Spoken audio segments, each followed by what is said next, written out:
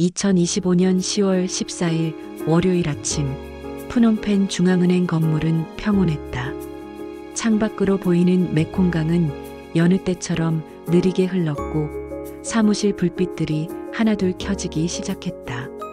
하지만 그날 오전 9시 47분 평온은 깨졌다. 한국금융위원회에서 보낸 이메일 한 통. 제목은 단 한 줄이었다. 프린스 그룹 관련 긴급 협의 요청. 그때 아무도 몰랐다. 이 이메일이 단지 시작에 불과하다는 것을. 그리고 앞으로 8일 동안 세계가 목격하게 될 것이 한 국가의 금융 시스템이 실시간으로 무너지는 광경이라는 것을. 사람들은 전쟁을 포탄과 총성으로 기억한다. 하지만 21세기의 전쟁은 다르다. 총 한 방 없이, 탱크 한 대 없이 한 국가의 경제를 무너뜨릴 수 있다. 그것을 전문가들은 경제 핵무기라고 부른다. 그리고 2025년 10월 캄보디아는 그 핵무기를 정통으로 맞았다. 8일, 단 8일 만에 외환 보유액 42% 증발, 예금 인출 83억 달러, 뱅크런, 그리고 한 국가의 총리가 국민 앞에 무릎 꿇는 모습. 이 모든 것이 어떻게 가능했을까? 어떻게 한국, 미국, 영국이라는 세 나라가 마치 하나의 유기체처럼 움직였을까? 그리고 왜 프놈펜의 ATM 앞에 수천 명이 밤새 줄을 섰을까? 이것은 그 8일간의 기록이다. 현장에 있던 금융 전문가들의 증언, 공개된 정부 문서, 그리고 실시간으로 기록된 데이터를 바탕으로 재구성한 이야기. 지금부터 여러분을 그 현장으로 데려가겠다. 숨막히는 긴장감 속으로, 공포와 혼란의 한복판으로. 그리고 한 가지만 기억하라. 이것은 영화가 아니다. 이것은 불과 몇 달 전 실제로 일어난 일이다. 시아누쿠빌, 캄보디아 남서부 해안도시. 한때는 휴양지로 알려졌던 이곳이 2020년대 들어 완전히 다른 얼굴을 갖게 되었다. 중국 자본이 몰려들면서 카지노가 우후죽순 생겨났고 그 뒤를 따라 들어온 것은 범죄였다. 불법 도박, 인신매매, 그리고 보이스피싱 콜센터. 현지인들은 그곳을 범죄 단지라고 불렀다. 2025년 10월 12일 토요일 새벽, 시아누쿠빌의 한 건물 지하에서 한국인 3명이 발견되었다. 손목에는 수갑 자국, 몸에는 고문의 흔적. 그들은 보이스피싱 조직에 속하길 거부했다는 이유로 17일간 감금당했다. 이 소식이 한국에 전해지는 데는 단 2시간이 걸렸다. 그리고 한국 사회는 문자 그대로 들끓기 시작했다. 캄보디아 정부는 착각했다. 이게 그냥 지나갈 거라고. 몇 번의 사과 성명, 형식적인 조사, 그리고 시간이 지나면 잊혀질 거라고. 10월 14일 월요일 아침 캄보디아 재무부 장관은 기자들에게 말했다. 과장된 반응이라고. 그는 몰랐다. 한국이라는 나라가 자국민 보호에 관해서만큼은 절대 물러서지 않는다는 것을. 10월 14일부터 한국의 움직임이 시작되었다. 겉으로는 조용했다. 언론에는 외교적 협의 중이라는 짧은 브리핑만 나왔다. 하지만 내부는 달랐다. 그날 오후 세 나라의 금융당국이 동시에 움직이기 시작했다. 한국금융위원회, 미국 재무부, 그리고 영국 외무부. 세 기관이 모두 같은 질문을 던졌다. 프린스 그룹의 실소유 구조는? 이건 단순한 외교 문제가 아니었다. 프린스 그룹, 캄보디아 최대 재벌, 은행, 항공사, 부동산, 카지노를 아우르는 제국. 그리고 그 중심에는 네 아크펜이라는 인물이 있었다. 정치권과 깊은 유착관계, 시아누쿠빌 범죄 단지의 실질적 후원자. 한국은 정확히 이 지점을 조준했다. 머리를 치면 몸이 무너진다. 프린스 그룹을 무너뜨리면 캄보디아 경제 전체가 흔들린다. 그리고 한국은 정확히 그걸 알고 있었다. 10월 16일 수요일 한국 외교부는 공식 성명을 발표했다. 자국민 보호를 위한 모든 수단을 동원할 것. 겉보기엔 평범한 문장이었다. 하지만 금융 전문가들은 알아챘다. 모든 수단이라는 표현이 무엇을 의미하는지. 외교적 압박, 경제 제재, 금융 고립. 그날 저녁 푸놈펜 시내 고급 레스토랑. 캄보디아 중앙은행 총재의 손이 미세하게 떨리고 있었다. 설마 정말 하진 않겠지라는 그의 말이 새어나왔다. 한국은 이미 미국, 영국과 정밀 조율을 마친 상태였다. 세 나라의 금융정보분석원 FIU이 동시에 움직이기 시작했다. 프린스 그룹의 글로벌 자금 흐름 추적, 불법 자금 세탁 증거 수집, 그리고 제재 대상 명단 작성. 이 모든 것이 일주일도 안 되는 시간 동안 이루어졌다. 전문가들은 그 속도에 경악했다. 이건 즉흥이 아니었다. 철저히 계획된 작전이었다. 2025년 10월 18일 금요일 오전 10시 전 세계 금융당국자들의 컴퓨터 화면에 동시에 4개의 이메일이 도착했다. 한국금융위원회, 미국 재무부 OFAC, 영국 재무부 금융제재실시처, 그리고 유엔 안보리 제재위원회. 4개의 이메일, 같은 시각, 같은 내용. 프린스 그룹 및 관련 개인 26명에 대한 금융제재 발효. 1초, 단 1초 만에 프린스 그룹의 모든 해외 자산이 동결되었다. 뉴욕의 JP모건 체이스, 런던의 HSBC, 싱가포르의 DBS, 홍콩의 스탠다드 차타드.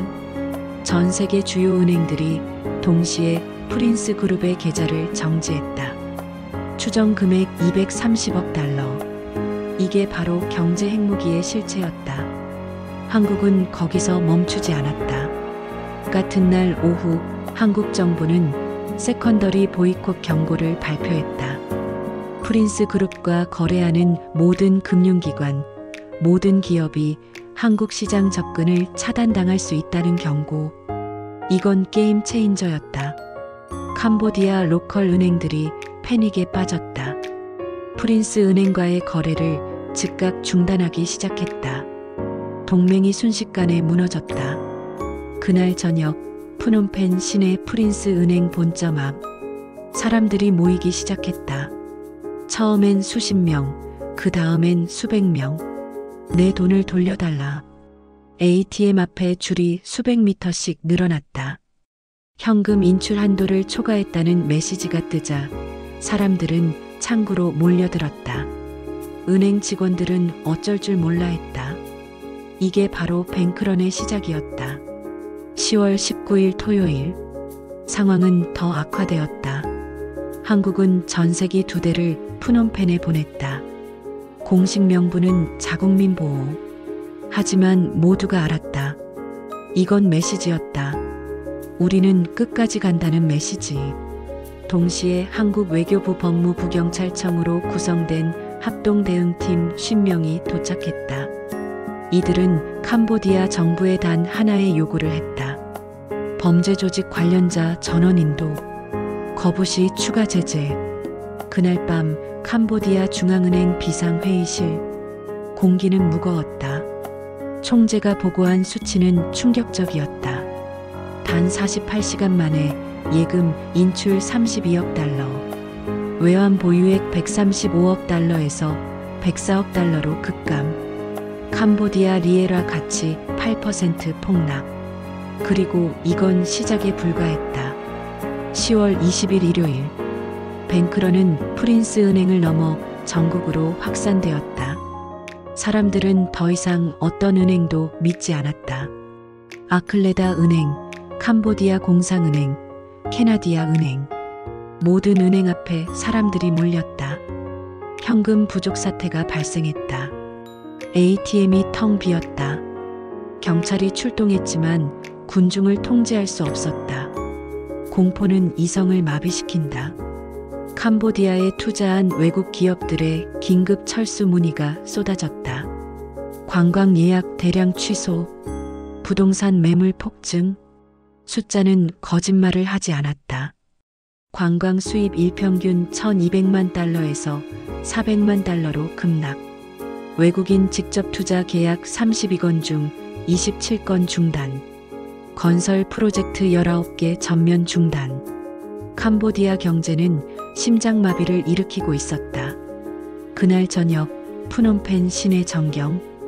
은행 앞마다 불빛이 환했다. 사람들이 밤새 줄을 서 있었다. 멀리서 사이렌 소리가 들렸다. 이건 더 이상 금융 문제가 아니었다. 사회 전체의 붕괴였다. 그리고 이 모든 것이 단 8일 만에 일어났다. 2025년 10월 21일 월요일 오전 11시 캄보디아 총리 훈 마넷이 긴급 기자회견을 열었다. 전국의 시선이 한 곳에 모였다. 그의 얼굴은 창백했다. 목소리는 떨렸다. 한국 국민 여러분께 진심으로 사과드립니다. 캄보디아 정부는 모든 책임을 통감하며 즉각적인 조치를 취하겠습니다. 한 국가의 총리가 다른 국가 국민에게 공개적으로 사과하는 모습? 이건 전례 없는 일이었다. 같은 날 오후 한국 전세기 2대가 푸놈펜 국제공항을 이륙했다. 탑승객은 한국인 64명. 범죄 조직에서 구출된 피해자들과 자발적 귀국을 선택한 교민들. 공항 활주로에는 한국 국기가 펄럭였다. 캄보디아 정부 관계자들이 고개를 숙인 채 배웅했다. 이게 바로 국가의 힘이었다. 국민을 지키겠다는 의지가 얼마나 강력한 무기인지 보여주는 순간이었다. 하지만 캄보디아의 악몽은 끝나지 않았다. 10월 21일 기준 예금 인출액은 83억 달러에 달했다. 외환 보유액은 78억 달러로 줄어들었다. 단 8일 만에 42% 증발. 프린스 은행은 사실상 파산 상태였다. 정부는 긴급 유동성 지원을 약속했지만 중앙은행 금고도 바닥이 보이기 시작했다. 중앙은행 총재의 사무실, 책상 위 모니터에는 실시간으로 줄어드는 외환 보유액 수치가 깜빡이고 있었다. 신뢰. 금융 시스템은 신뢰 위에 세워진다. 하지만 신뢰는 쌓는 데는 수십 년이 걸리고 무너지는 데는 단 며칠이면 충분하다. 캄보디아 은행 예금 총액 400억 달러. 그중 83억 달러가 8일 만에 빠져나갔다. 사람들은 더 이상 은행을 믿지 않았다. 정부를 믿지 않았다. 숫자를 믿지 않았다. 오직 손에 쥔 현금만 믿었다. 10월 22일 화요일 IMF 대표단이 푸놈펜에 도착했다. 공식 명분은 경제 상황 점검. 하지만 모두가 알았다. 이건 구제금융 협상의 시작이었다. IMF의 조건은 가혹했다. 프린스 그룹 완전 해체, 금융 규제 전면 개혁, 범죄 조직 소탕, 그리고 한국, 미국, 영국과의 완전한 협력. 캄보디아는 선택권이 없었다. 무릎을 꿇든지 경제가 완전히 무너지든지 둘 중 하나였다. 데이터는 냉혹했다. 관광 수입 67% 감소, 외국인 직접 투자 83% 감소, 실업률 급등, 환율 폭등, 소비자 물가 급등. 이 모든 수치 뒤에는 사람들의 삶이 있었다. 일자리를 잃은 사람들, 저축을 잃은 사람들, 미래를 잃은 사람들. 푸놈펜의 불빛들이 여전히 반짝였지만 그 빛 아래 수많은 사람들이 공포와 불안 속에서 밤을 지새우고 있었다. 10월 25일 금요일 사태 발생 11일째. 상황은 조금씩 안정되기 시작했다. 한국, 미국, 영국의 제재는 계속됐지만 더 이상 확대되지 않았다. 캄보디아 정부는 한국의 모든 요구를 수용했다. 범죄 조직 관련자 187명 체포, 프린스 그룹 자산 동결, 네 아크 펜 구금, 그리고 한국은 단계적 제재 완화를 시사했다. 협상 테이블에 앉을 준비가 되었다는 신호였다. 캄보디아 중앙은행 총재의 마지막 회의. 그가 던진 질문. 어떻게 이런 일이 가능합니까? 단 8일 만에 한 국가의 금융 시스템을 무너뜨리다니. 참석했던 영국 출신 금융 고문의 대답. 준비되지 않은 시스템은 약합니다. 그리고 국제 공조 앞에서 작은 국가는 더 약합니다. 하지만 가장 중요한 건 한국이 명분을 가지고 있었다는 겁니다. 자국민 보호. 그 앞에서 모든 논리는 무력해집니다. 2025년 10월 말. 사태가 발생한 지 2주가 지났다. 푸놈펜 거리는 다시 일상을 되찾아가고 있다. 은행 앞줄은 사라졌고 ATM은 다시 작동한다. 하지만 숫자는 거짓말하지 않는다. 캄보디아 GDP 전망치 마이너스 3.7% 하향 조정, 실업률 8.2%로 급등, 외환 보유액 여전히 위기 수준, 그리고 무엇보다 신뢰 회복에는 수년이 걸릴 것이다. 이 8일간의 사건에서 4가지 교훈을 읽을 수 있다. 첫째, 단호함. 한국은 자국민 보호에 관해서는 단 한치의 타협도 하지 않았다. 외교적 수사가 아닌 실질적 행동으로 보여줬다. 전세기 파견, 합동 대응팀 투입, 그리고 무엇보다 금융제재라는 최강의 카드를 주저없이 꺼내들었다. 이건 명확한 메시지였다. 우리 국민을 건드리지 마라. 둘째, 국제공조. 한국 혼자서는 불가능했다. 미국의 달러 결제 시스템, 영국의 글로벌 금융 네트워크, 그리고 세 나라의 완벽한 타이밍. 마치 오케스트라처럼 움직였다. 이건 즉흥이 아니었다. 수개월간의 준비, 정보 공유, 그리고 전략적 조율의 결과였다. 21세기의 힘은 동맹에서 나온다. 셋째, 경제의 무기화. 총과 탱크 없이도 한국가를 무릎 꿇릴 수 있다는 사실. 금융제재, 세컨더리 보이콧, 투자 중단. 이 3가지가 결합되면 그 위력은 상상을 초월한다. 프린스 그룹 230억 달러 동결, 외환 보유액 42% 증발, 예금 인출 83억 달러. 이 모든 것이 단 8일 만에. 경제는 이제 가장 강력한 무기다. 넷째, 여론의 힘. 한국 국민들의 분노가 없었다면 정부도 이렇게 강력하게 나서지 못했을 것이다. 소셜미디어에서 터져나온 목소리들, 청와대 국민청원 50만 명 돌파, 언론의 집중보도, 이 모든 것이 정부에게 명분을 줬다. 민주주의 사회에서 여론은 곧 국가의 의지다. 그리고 그 의지가 결집되면 산도 움직일 수 있다. 전문가들은 이 사건을 이렇게 기억한다. 사무실 불빛 하나만 남은 새벽, 모니터에 깜빡이던 수치들, 은행 앞에 줄 선 사람들의 공포에 질린 얼굴, 그리고 한국 전세기가 이륙하던 순간 활주로에 펄럭이던 태극기. 이 사건이 보여준 것. 국가란 무엇인가? 국민을 지킨다는 것이 무엇인가? 그리고 신뢰를 잃는다는 것이 얼마나 참혹한 결과를 낳는지. 작은 국가도 큰 파급을 일으킬 수 있다. 명분이 있다면, 준비가 되어 있다면, 그리고 동맹이 함께한다면. 한국은 그걸 증명했다. 인구 5천만의 중견국이 어떻게 국제 질서를 움직이고 한 국가의 정책을 바꾸고 자국민을 안전하게 데려올 수 있는지. 이건 교과서에 나올 사례다. 21세기 외교와 경제 안보의 새로운 패러다임. 하지만 경고도 있다.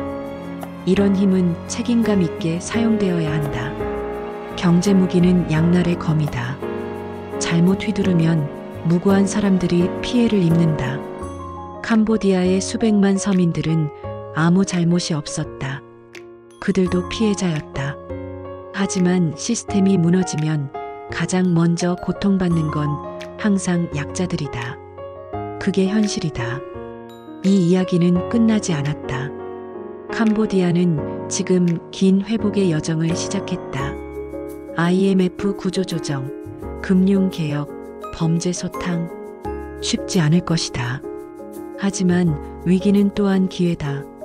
이번 사태를 계기로 캄보디아가 더 투명하고 안전한 사회로 거듭나길 기대한다. 그리고 다시는 이런 일이 반복되지 않길 바란다. 2025년 10월 14일부터 21일까지 단 8일간의 기록. 국가의 붕괴와 회복의 드라마. 기억해야 할 것. 평화는 공짜가 아니다. 안전은 저절로 오지 않는다. 그리고 국가의 가장 중요한 의무는 국민을 지키는 것이다. 그 어떤 대가를 치르더라도. 여러분은 어떠신가요? 혹시 여러분도 이런 경험이 있으신가요?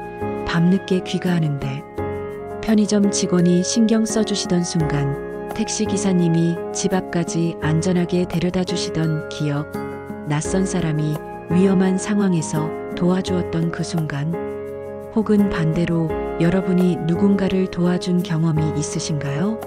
댓글로 여러분의 이야기를 들려주세요. 우리 모두의 이야기니까요. 내가 경험한 한국의 안전, 누군가 나를 도와준 순간, 내가 누군가를 도운 이야기, 작은 이야기 하나하나가 모여서 우리 사회의 안전을 만들어갑니다. 여러분의 경험을 나눠주세요.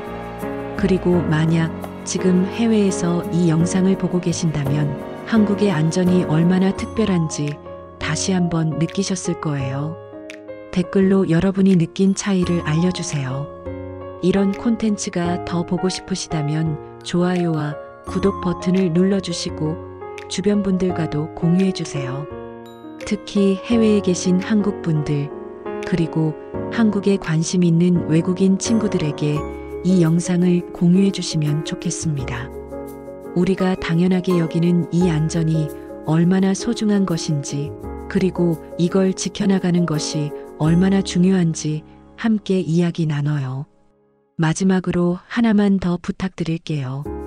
오늘 밤 혹은 내일 여러분이 누군가 도움이 필요한 사람을 보신다면 한 번만 더 관심을 가져주세요.